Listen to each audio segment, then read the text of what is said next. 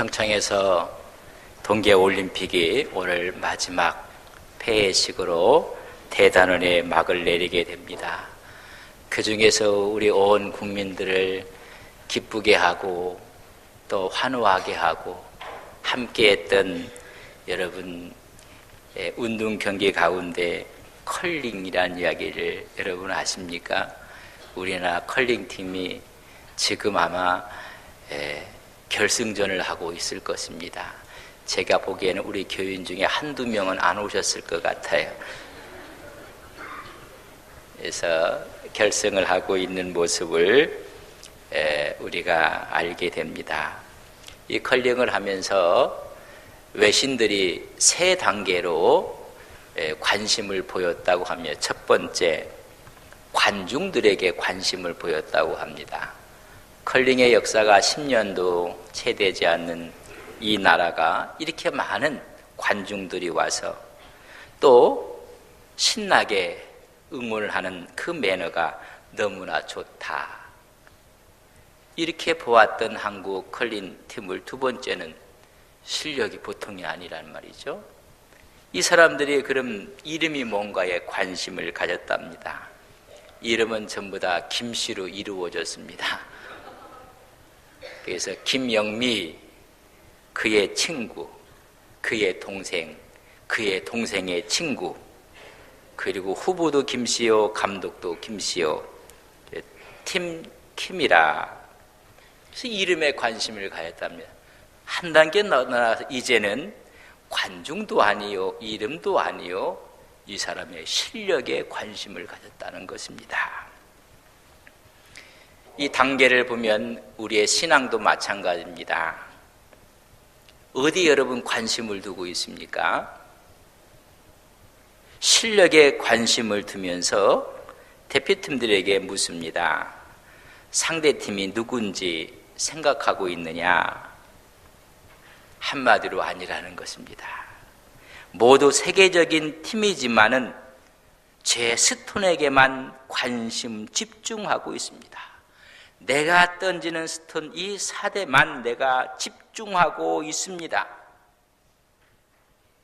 여러분, 우리는 어디에 집중하고 있어야 되겠습니까? 누가 하나님의 사람입니까? 이런 열풍을 타고 오늘 수많은 사람들이 컬링을 재미있게 보고 있고 그것을 연습하는 분들이 있습니다.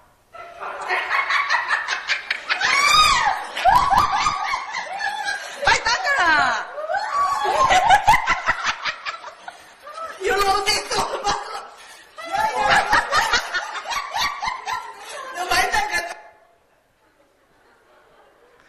빨리 닦아야 됩니다.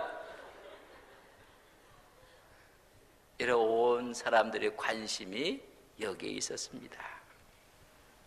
이런 이야기를 했습니다.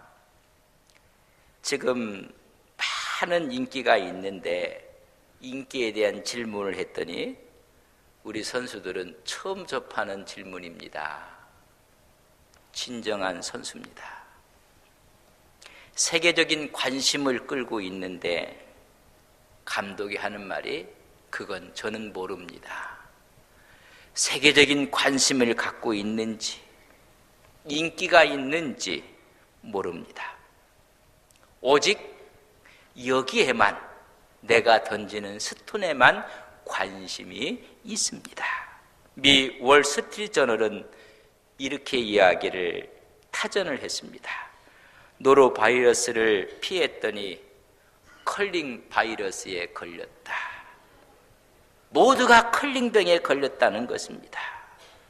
기자가 물어도 모릅니다. 인기가 지금 세계적입니다. 저는 모르는 일입니다. 우리는 이 스톤의 샷에만 관심을 쓰고 있습니다. 여기에만 집중하고 있습니다. 외신 기자가 그래서 컬링병에 걸렸다고 했습니다.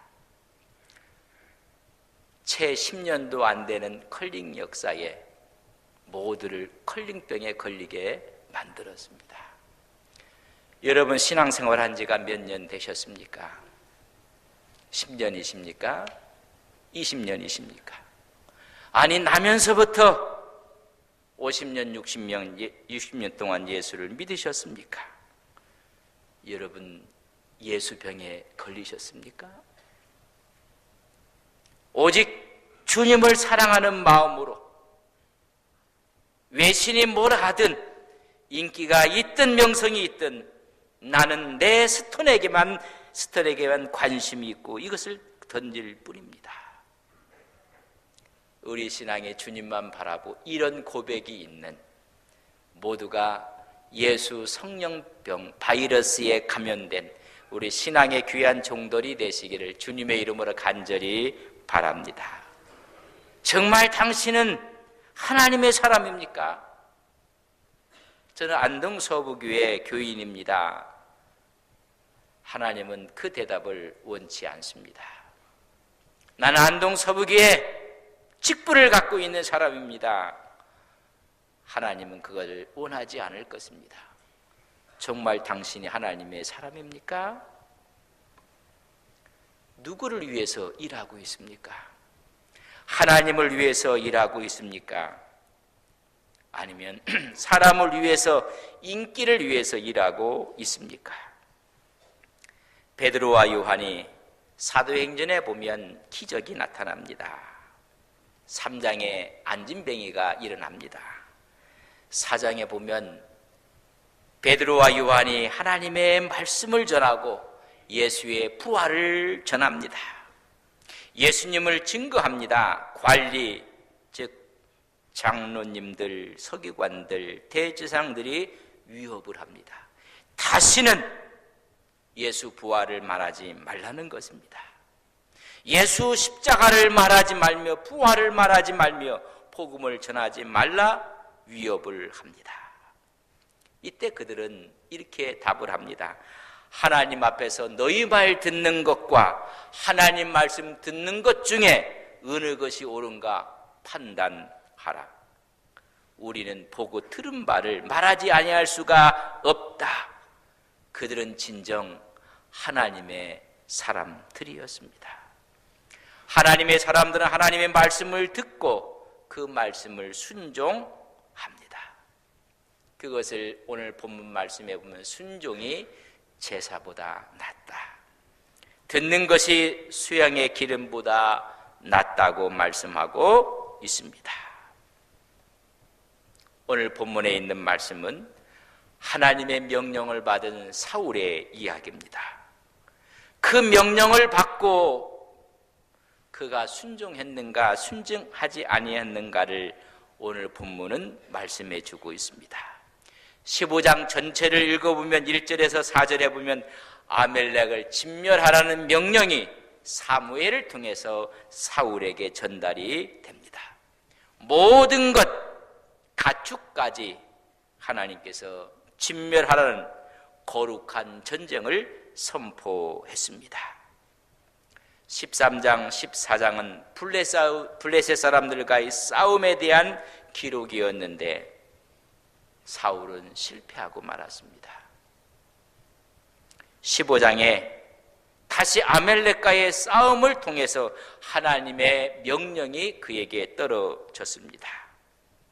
이 두 번째 명령은 첫 번째 실패를 회복할 수 있는 기회를 주시는 명령이었습니다. 회사에서 사장이 어느 사람에게 일을 맡겼습니다. 일을 그리치고 말았습니다. 근데 그 다음에 사장이 다시 불러서 다시 일을 지시하고 맡겼습니다. 여러분, 그 사람에게 기회를 주는 겁니다. 그 사장이 기회를 주지 않았다면 다시 그에게 일감을 주지 않습니다. 일을 맡기지 않습니다. 하나님은 사울에게 다시 기회를 주었습니다. 이 기회는 지난번의 실패를 회복할 수 있는 또 다른 기회를 주신 겁니다. 진멸하라고 명령하며 15장 2절에 보면 진멸해야 될 이유, 당위성을 말씀을 합니다. 이스라엘에게 행한 일 때문에 그들을 진멸하라는 것입니다. 그 행한 일은 애굽에서 이스라엘 백성들이 나올 때 그 길을 가로막은 사람입니다. 하나님의 백성들의 진로를 가로막았던 사람들, 대적했던 사람들이었습니다. 출애굽기 17장 8절에서 16절에 보면 이스라엘 백성들이 니비딤의 광야에 도착했을 때 아멜렉이 그 길을 막습니다. 그 우리는 아멜렉 전투라고 합니다. 이것을 신명기 25장 18절은 이렇게 기록해 놓았습니다. 피곤할 때에 뒤에 떨어진 약한 자들을 친 백성이라고 말씀해 줬습니다. 이 아멜렉은 늘 이스라엘에게 위협적인 존재였습니다. 기회가 있을 때마다 아멜렉은 이스라엘을 괴롭혔습니다. 사사기 6장, 7장, 10장 계속해서 나오고 있습니다. 그러나 유독 아멜렉 지역에 살고 있는 겐 족속이 있었습니다. 이들은 손대지 말라고 합니다. 그들을 오히려 피신시키라고 이야기를 합니다. 살려두라는 것입니다.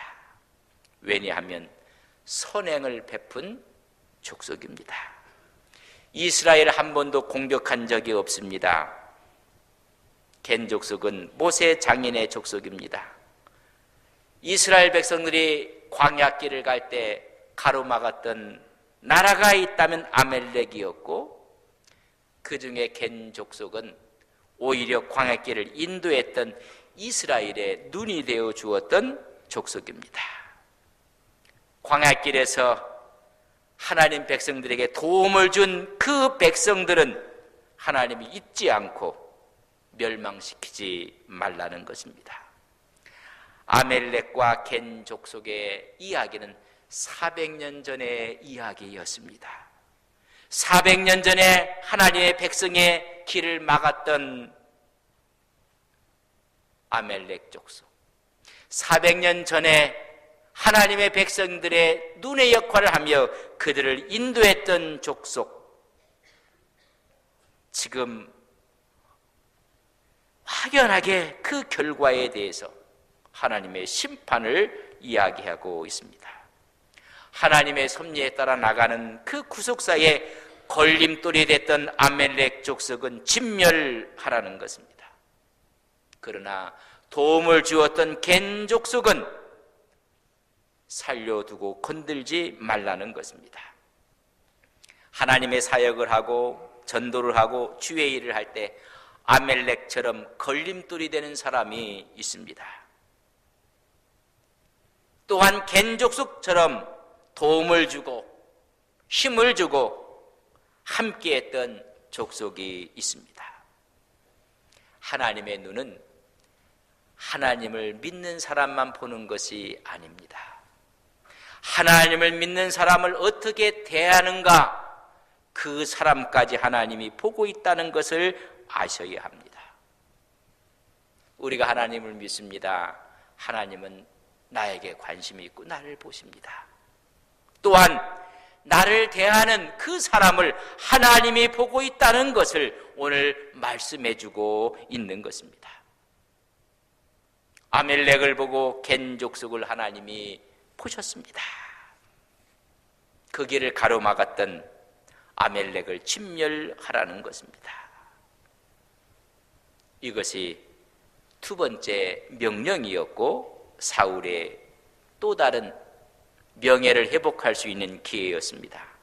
그러나 이 기회도 놓치고 말았습니다. 하나님 말씀을 어긴 것입니다. 자기 생각대로 행하고 말았습니다. 진멸하라고 했더니 진멸하지 아니했습니다. 사울과 백성들이 왕 아각과 양과 소와 좋은 것들, 기름진 것들을 다 남겼다고 15장 9절에 말씀해주고 있습니다. 가치 없는 것, 하찮은 것만 다 진멸했습니다. 탐욕에 사로잡혀 그리 하고 말았습니다. 3절에 분명히 진멸하라 했는데 진멸하지 않았습니다. 또 다른 기회를 잃어버린 것입니다. 그것을 가리켜서 23절에 말씀하기를 거역하는 것은 점치는 죄와 같고 완고한 것은 사신 우상에게 절하는 죄와 같다고 말씀해 주었습니다. 우상 숭배자들 취급을 하고 말았습니다. 19절에는 이렇게 이야기를 합니다. 19절 말씀을 저랑 같이 보겠습니다. 19절입니다. 같이 봅니다. 어찌하여 왕이 여호와의 목소리를 청정하지 아니하고 탈취하기에만 급하여 여호와께서 악하게 여기시는 일을 행하셨나이까? 어찌하여 하나님께서 악하게 보시는 일을 행했습니까? 하나님께서 사무엘을 통해서 말씀합니다. 11절에 보면 사울을 왕으로 세운 것을 내가 후회하노라. 하나님이 후회하고 있습니다. 두 번째 기회를 주었건만 두 번째 기회도 놓치고 말았습니다. 지도자였던 사무엘은 근심 가운데 온 밤을 부르짖으며 하나님께 기도합니다. 그 기도는 두 가지였을 것입니다. 회개의 기도였었고, 왕이 잘못했지만은 지도자는 자기의 채책을 하며 기도했을 것입니다. 두 번째는 왕의 죄가 백성들에게 미치지 않게 해달라고 기도를 드렸을 것입니다. 명령을 어긴 것입니다. 그것이 죄입니다.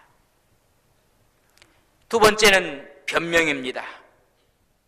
왜 그렇게 하셨습니까? 라고 사무엘을 통해서 말할 때 그는 하나님 앞에 엎드려서 회개해야 옳았습니다. 13절 말씀에 보면 이렇게 기록되어 있습니다. 사무엘이 사울에게 이른즉 사울이 그에게 이르되 원하건대 당신은 여호와의 복을 받으소서. 내가 여호와의 명령을 행하였나이다. 명령을 어겨놓고 그는 내가 여호와의 명령을 행했다고 당당하게 말하고 있습니다. 문제는 14절이 문제였습니다. 14절 같이 한번 읽겠습니다. 사무엘이 이르되 그러면 내 귀에 들려오는 이 양의 소리와 내게 들리는 소의 소리는 어찌 됨이니까? 다 진멸하라고 말씀했는데 진멸하였다고 말했던 사울의 말이 떨어지자마자 소와 양들이 울음소리가 들려왔습니다. 이 소리가 무엇이냐고 묻습니다. 그때 그는 사무엘 앞에 무릎을 꿇고 회개했어야 옳았습니다. 그러나 15절 보십시오. 사울이 이르되 그것은 무리가 아멜렉 사람에게서 끌어온 것인데 백성이 당신의 하나님 여호와께 제사하려 하여 양들과 소들 중에서 가장 좋은 것을 남김이요 그 외의 것은 우리가 진멸하였다고 말씀해 주고 있습니다. 끌고 온 이유가 있습니다. 하나님께 제사할 제사용으로 가지고 왔다는 것입니다. 당신을 위한 배려라고 이야기하는 것입니다. 사람이 뻔뻔하면 이럴 수가 있습니다. 내가 한 것이 아니라 백성들이 그렇게 했다고 책임을 전가시키고 있습니다. 사울왕은 비겁한 지도자입니다. 20절, 21절을 읽어보면 마지막까지 인정하지 않습니다. 백성들에게 그 원인을 돌립니다. 20절과 21절을 연결주는 접속사인데 다만 백성이 그 마땅히 멸할 것 중에서 가장 좋은 것으로 길갈에서 당신의 하나님 여호와께 제사하려고 양과 소를 끌어왔나이다. 변명이 또 변명을 낳고 말았습니다. 인류의 DNA 속에 있는 하나가 있다면 변명입니다. 아담과 하와가 선악과를 먹었습니다. 그러면 하나님께 그들은 회개했어야 옳았습니다. 아담에게 왜 그리 했느냐 물으니까는 아담이 말합니다. 저는 먹고 싶지 않았는데 하나님이 만들어준 저 여자 때문에 먹었다고 합니다. 여자에게 묻습니다. 왜 그렇게 했느냐? 하나님이 만든 피조물 저 뱀 때문에 먹었다고 합니다. 모두가 하나님의 심판의 대상이요 벌을 받게 되는 것입니다. 두 번째는 변명입니다. 세 번째는 한 단계 더 앞으로 나갑니다. 자기를 위해서 승전비를 세웁니다. 명령을 어기고 뻔뻔스러웠던 이 사울은 전쟁에 승리했다고 승전비를 세우고 있습니다. 12절 말씀해 보면 사무엘이 사울을 만나려고 아침에 일찍이 일어났더니 어떤 사람이 사무엘에게 말하되 이르되 사울이 갈멜에 이르러 자기를 위하여 기념비를 세우고 하나님이 승리케 했으면 하나님께 승리를 돌리는 기념비를 세워야 마땅했을 텐데 자기를 위한 기념비를 세웁니다. 이것이 교만의 극치입니다. 하나님께 돌려야 될 영광을 자기가 오히려 독차지하고 있습니다. 하나님께 돌리는 것이 아니라 자기에게 돌리고 있습니다. 이것이 죄입니다. 마땅히 돌려야 그 영광을 받아야 하실 분은 하나님이십니다. 이 사실 앞에 사무엘이 사울에게 이야기합니다. 왕권이 끝났다. 하나님의 말씀을 버렸기 때문에 하나님이 이제 당신을 버릴 것입니다. 그리고 사무엘이 뒤돌아 가려고 합니다. 이때 사울이 사무엘을 잡으면서 하는 말이 무엇인지 아십니까? 그 말 속에는 이 사울왕은 하나님에 대해서 관심이 없습니다. 하나님의 말씀에 대해서도 관심이 없습니다. 하나님의 영광에 대해서도 관심이 없습니다. 관심을 갖고 있었던 것은 자기 자신이었습니다. 30절 말씀을 저랑 한번 보겠습니다. 30절입니다. 같이 봅니다. 사울이 이르되 내가 범죄하였을지라도 이제 청하옵나니 내 백성의 장로들 앞과 이스라엘 앞에서 나를 높이사 나와 함께 돌아가서 내가 당신의 하나님 여호와께 경배하게 하소서 하더라. 하나님이 당신을 버렸다는 말을 듣고 나서 하는 말이 내가 범죄해서 왕권에 물러난다 할지라도 이제 청하노니 백성들 앞에서는 내 위신 좀 세워 주십시오. 그것이 사울의 말이었습니다. 하나님의 말씀을 버려 이제 하나님이 당신을 버릴 것입니다. 나는 말 앞에 그는 엎드려서 잘못했다는 말이 아니었습니다. 내가 범죄하였을지라도 백성들과 장로들 앞에서는 내 위신을 세워줘야 되지 않겠는가? 나를 세워달라는 것입니다.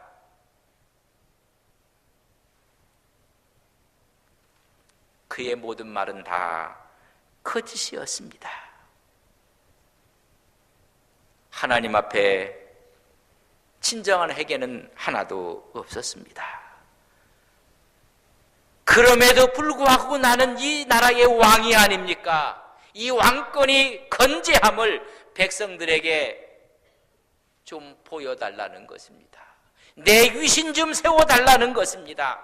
하나님의 위신은 간곳 없고 내 위신, 내 명예, 나를 좀 세워달라고 사무엘을 붙잡고 하는 말입니다.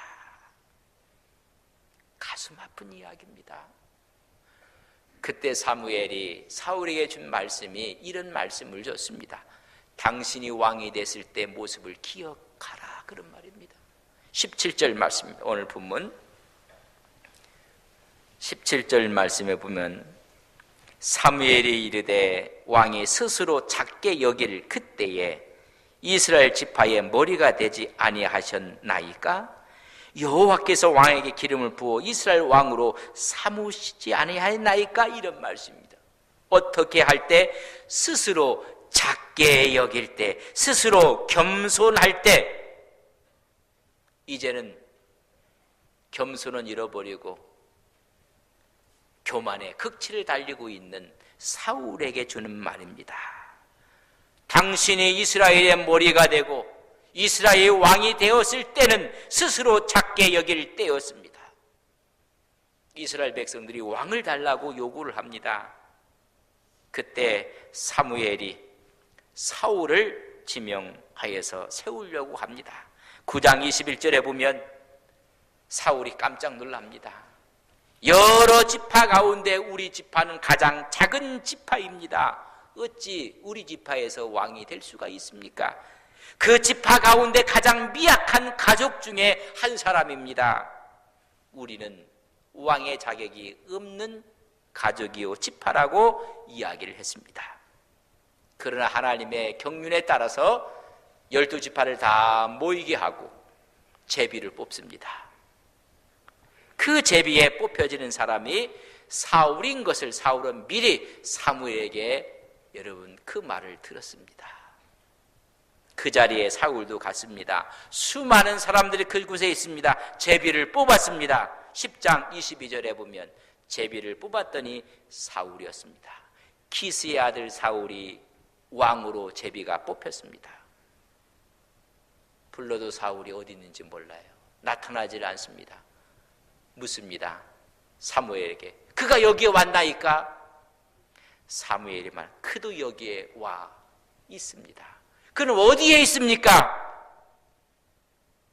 10장 22절에 보면 진보다리 사이에 숨어 있었습니다. 어찌 감히 내가 이 나라의 왕이 될 수가 있을까? 감히 이 나라를 다스리는 지도자가 될 수 있을까? 그는 겸손한 모습으로 진보다리 속에 숨어 있었습니다.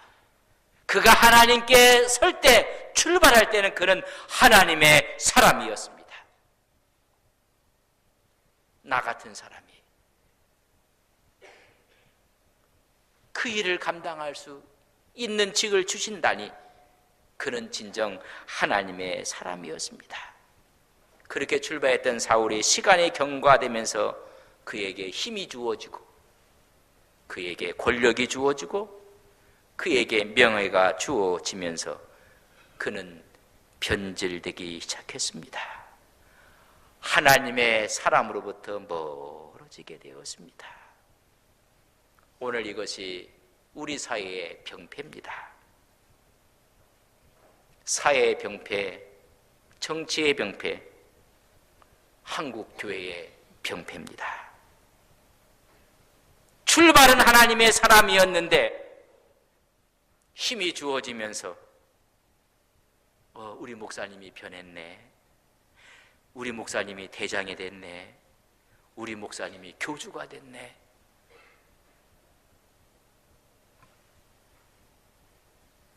그가 한 일은 자기를 위해서 기념비를 세우는 것입니다. 하나님의 은혜도 하나님의 영광도 다 가로채버렸습니다. 그에게 들어간 것은 욕심, 탐욕이었습니다.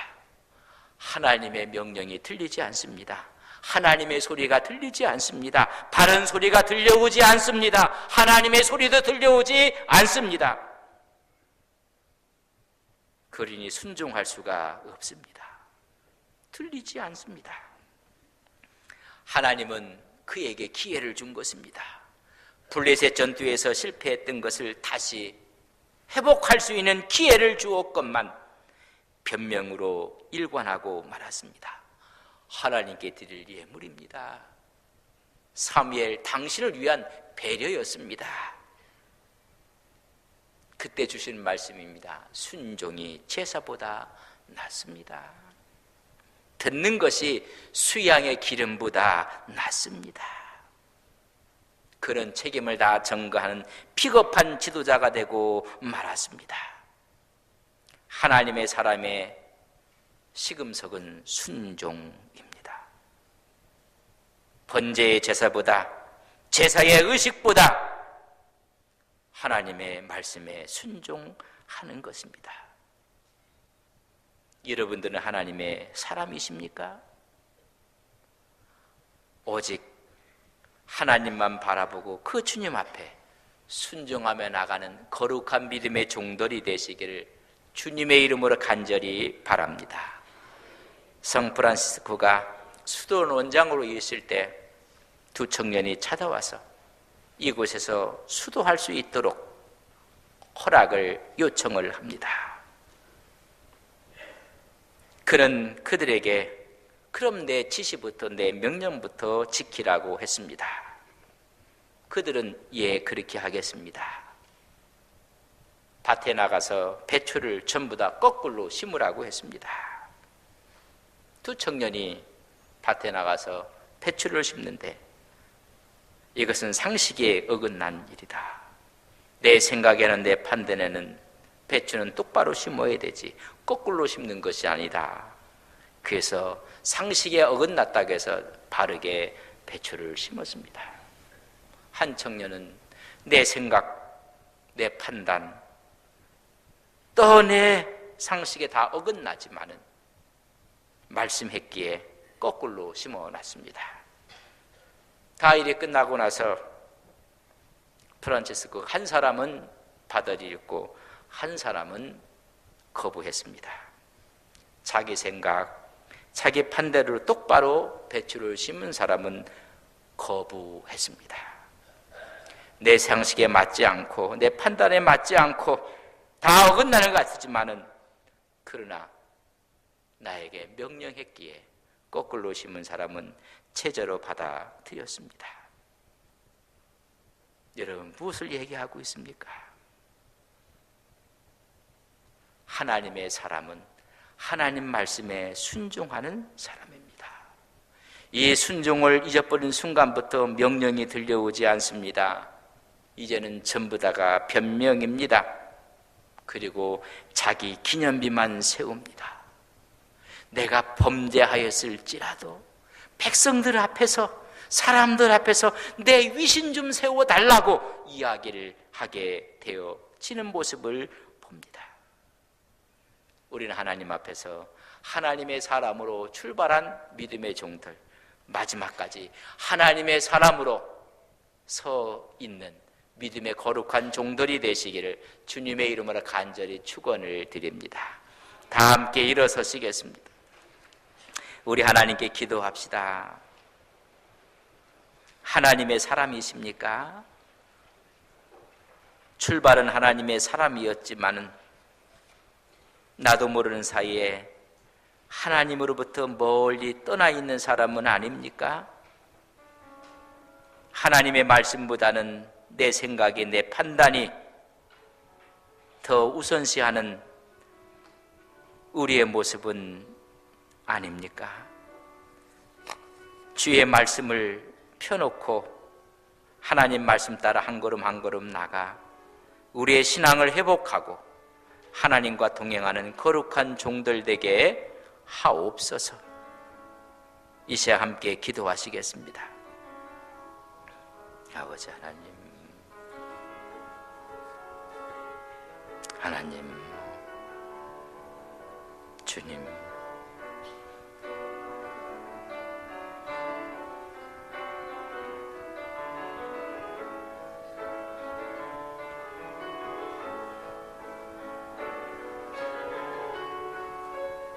아버지 하나님,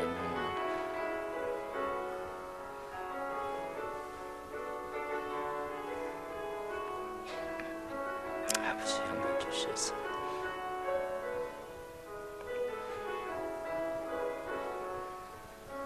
아버지 하나님께 하여 주시옵소서. 상대가 누구인지 우리는 생각하지 않습니다. 모두가 세계적인 팀이지만은 우리는 우리 스톤의 샤다에만 집중하고 있습니다. 진정한 올림픽 선수입니다. 우리는 예수에게만 집중하고 있습니다. 주의 명령에 집중하고 있습니다. 하나님의 사람으로 출발했다가 하나님의 사람으로 남기를 원합니다. 말씀 앞에 순종하며 책임의식을 가지며 주와 함께하는 거룩한 종들이 되게 하옵소서. 너무나 많은 변명을 하였습니다. 자기 합리화를 하였습니다. 사울은 자기 합리화의 길로 가다가 하나님께 버림을 받고 말았습니다. 우리는 마지막까지 주님에게만 집중하는 하나님의 사람들이 되게 하옵소서. 예수님의 이름으로 기도 올리옵나이다. 아멘.